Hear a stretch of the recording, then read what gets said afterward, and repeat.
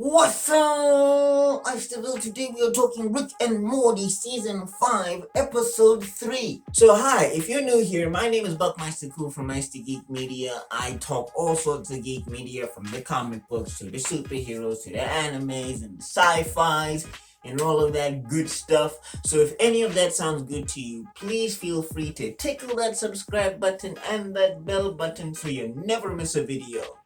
So let's get. Oh my gosh, this episode. This episode was nuts. So, first off, let's start with Morty.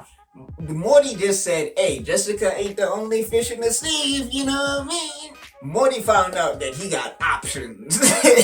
And the options he chooses, like, hey, but I gotta say, Morty did his thing in this episode, man. I gotta give it up to Morty. Morty did his thing in this episode, man. We got a Captain Planet parody that is not Don Cheadle.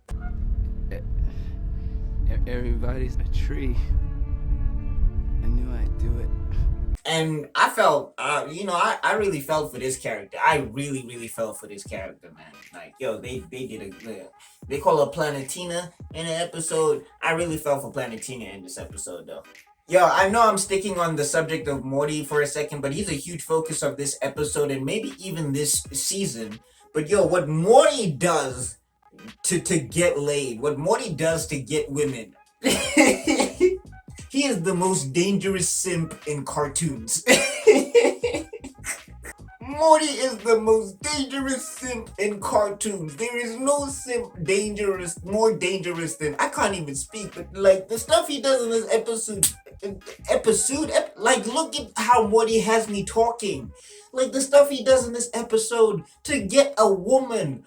Jesus. I'm just thinking to myself, was I that desperate when I was 14? I don't think so, because he straight up Morty commits massacres. Morty starts like in episode 1 with the Narnia episode where he starts a war just to get Jessica some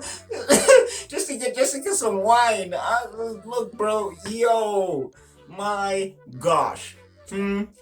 I'm just saying, like, Morty's a simp, but you wouldn't say it to his face. Like, that's where this character's at this point. You would not say it to his face, because, geez, what he would do to you, or no, maybe he wouldn't care if you say it to his face, but if you do something to the girl that he's simping for, oh my gosh, just Mortal Kombat. But as most simps find out, Morty also finds out that simping ain't pimping, and that just worshiping a woman and ignoring all the dangerous signs and not listening to anyone else in your life because you're so simping for this woman, or maybe not even listening to other people, but just listening to your gut instincts and ignoring your gut instincts just because you're simping for a woman, or not even let me say a woman, just for any person that you're infatuated with. Like big simping for them, it can lead to having dangerous consequences.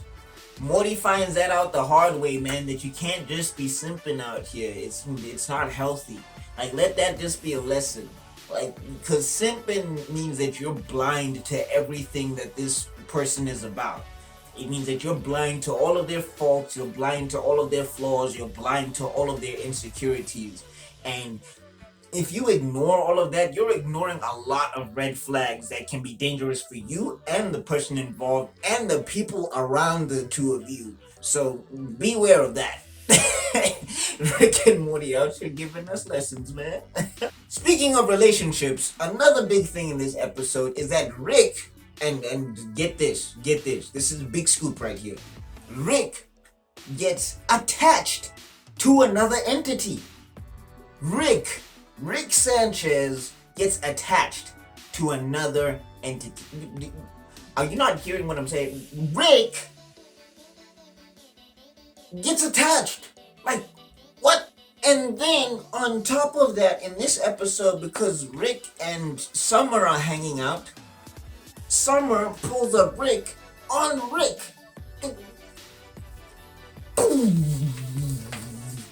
That was insane to me.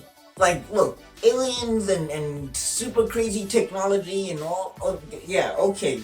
But I'm just saying, the fact that Rick got attached to somebody and then Summer, one of the family members, pulls a Rick on Rick. That was just, mwah. I have to give it up to Dan Harmon.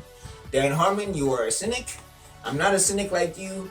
Like, through this show, I'm just saying. I don't know if he's a cynic for real, but through this show, I'm just getting a lot of a cynical vibe. But it's still brilliant writing. So hey, props to you, sir. We also get a lot of white kids whiting in this episode. My black peoples and my my more melanated peoples, y'all will understand what I mean.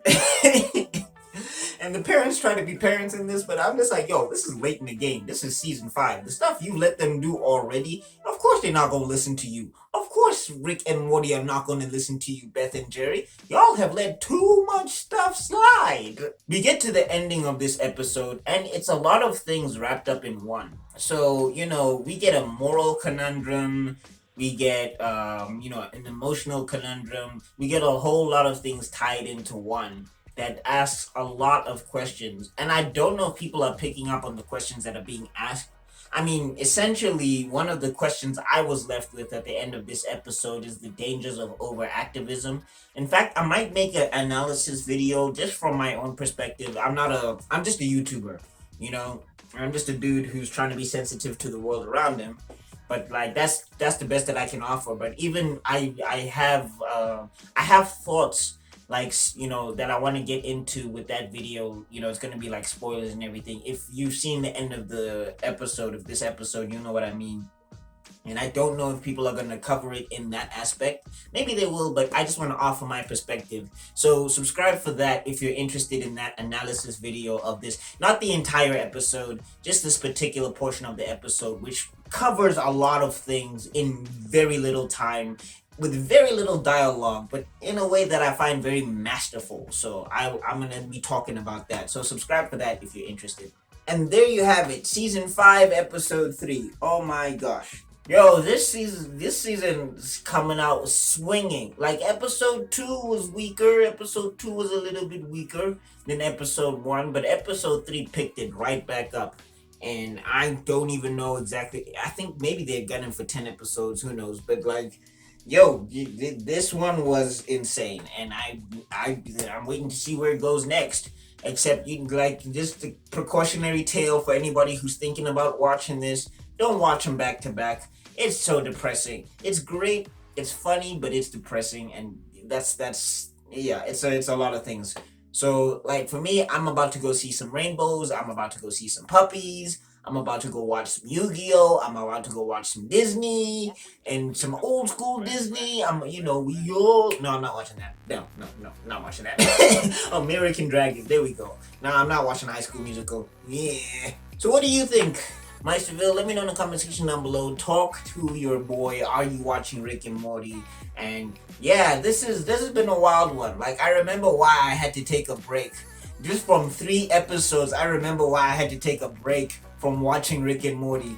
But Dan Harmon and his writing team, I forget the other dude that writes with Dan Harmon. I'm sorry, I'm forgetting his name. He should probably get his credit as well. But they put together a pretty good show. pretty depressing, but pretty good. Look at that, you made it to the end of the video. You are spectacular. Now, if you really like this video, I got another one up here. I got a playlist down there, and I got an icon you can click on to subscribe. Remember to ring the bell if you do subscribe, and I'll see you all in another video, because Masterman's got to be out. Peace!